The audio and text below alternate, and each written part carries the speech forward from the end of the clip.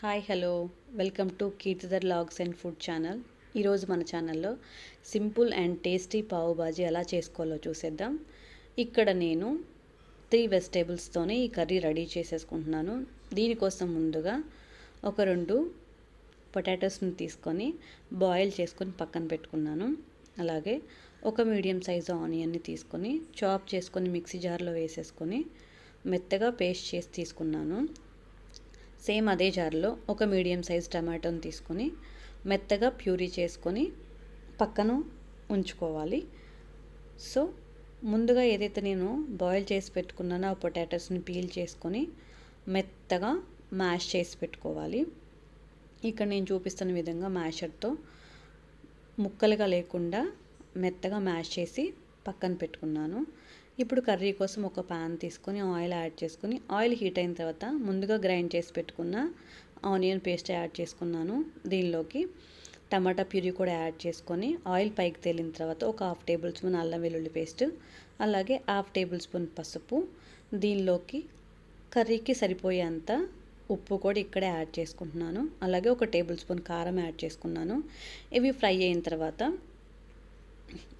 కొద్దిగా water add చేసుకుంటున్నాను.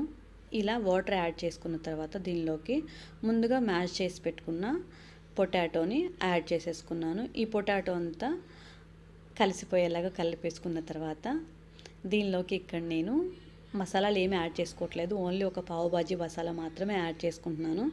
ఇదొక్కటి చాలు, టేస్ట్ చాలా బాగుంటుంది. సో ఈ పావు బాజీ మసాలా యాడ్ చేసుకొని మిక్స్ చేసుకున్న తర్వాత మనకి కర్రీ కన్సిస్టెన్సీకి సరిపడేంత వాటర్ ఇక్కడ యాడ్ చేసేసుకున్నాను. సో ఇలా వాటర్ యాడ్ చేసుకున్న తర్వాత ఆయిల్ పైకి తేలేంత వరకు మీడియం ఫ్లేమ్లో ఉంచుకొని ఉడకనివ్వాలి. సో ఇక్కడ ఆయిల్ పైకి తేలిన తర్వాత స్టవ్ ఆఫ్ చేసేసి పక్కన పెట్టేసుకోవటమే.